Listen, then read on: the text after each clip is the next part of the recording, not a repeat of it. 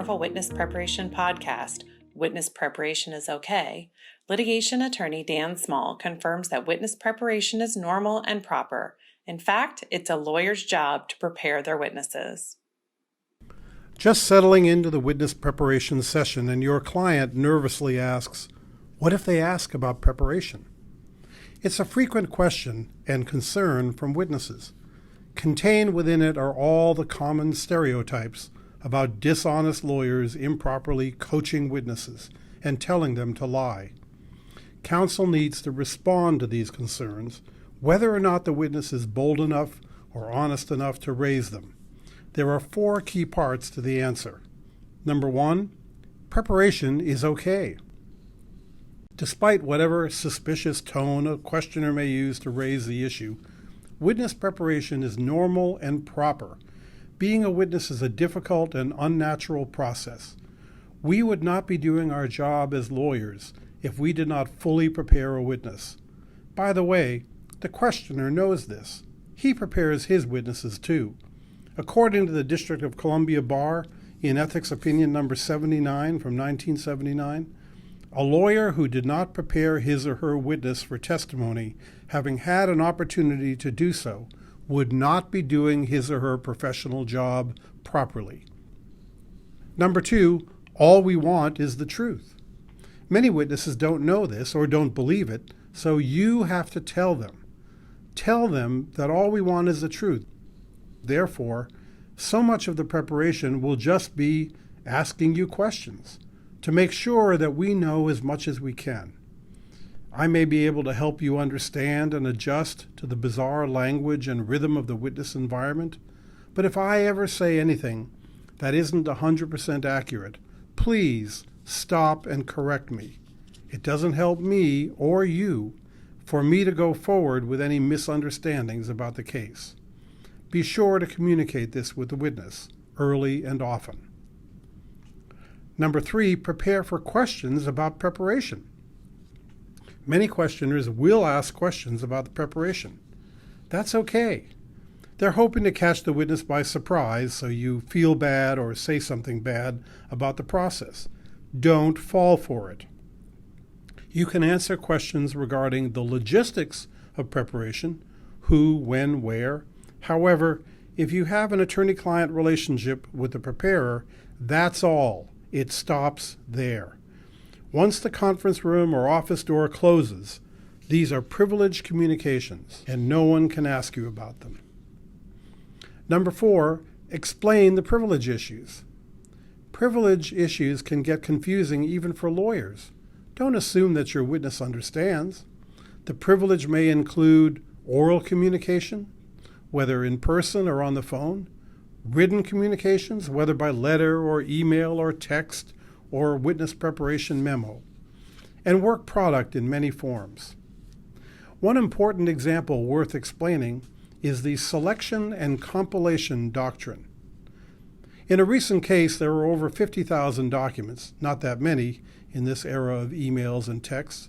We'd gone through the documents and pulled out a much smaller number, about 50, that we felt were important to discuss with the witness in preparation. In the deposition, the questioner started asking about the logistics of preparation, and then she asked, "What documents did you review with your lawyer?" I objected and instructed the witness not to answer on grounds of privilege. One of the other lawyers in the room was outraged. "That's not privileged, it's just documents." Sorry, but that's wrong. The federal courts have extended the work product protections through the selection and compilation doctrine to encompass attorney compilations on the basis that the process of selecting and compiling documents is itself often demonstrative of the attorney's mental impressions and legal theories regarding how the documents relate to the issues in question. In Spork v. Peel, 759 F. 2nd 312, an attorney in a securities fraud case prepared a defendant for deposition by selecting a specific subgroup of documents from a larger body of documents and reviewing that subgroup with the defendant. At the deposition, opposing counsel asked the defendant which documents he had reviewed, and the defendant refused to answer.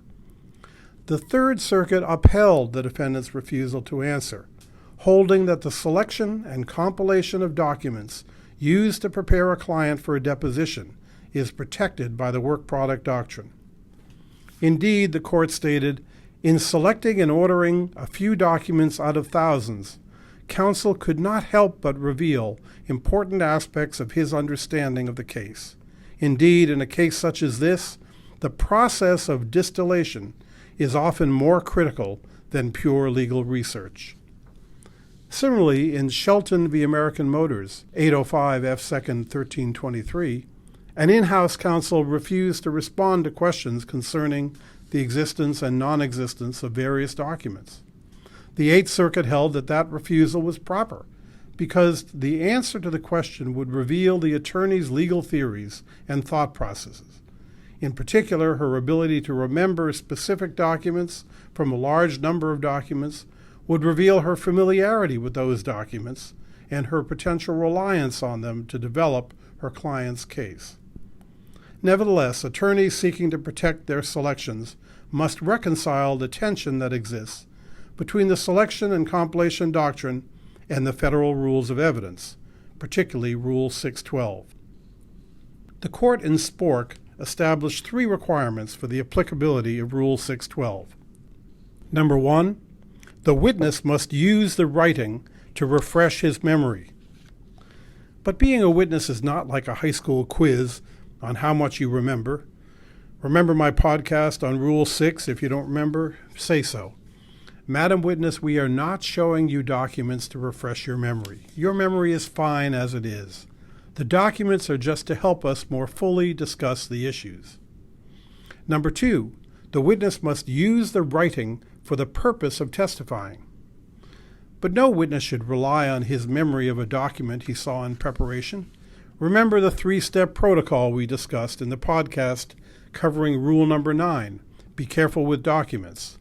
Step 1 was, if you're asked a question, the answer to which is contained in a document, ask to see the document.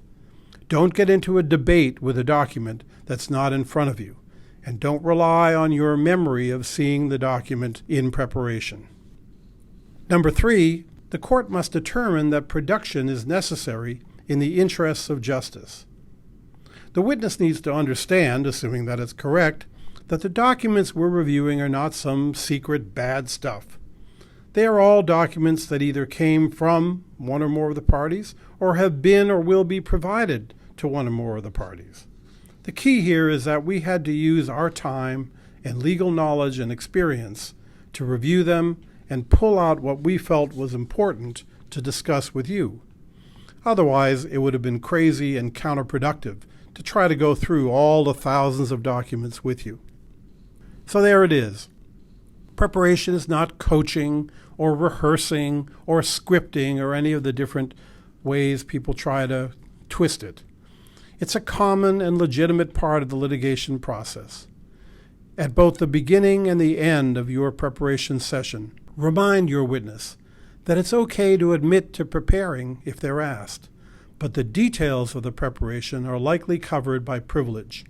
Who, when, where is fine, but it ends there. Thank you for listening to Holland Knight's Powerful Witness Preparation podcast series led by Dan Small, a litigation partner who focuses on internal and external investigations, witness preparation, and white-collar criminal matters. His popular CLE programs on witness preparation and other litigation topics can be arranged through the Professional Education Group at proedgroup.com.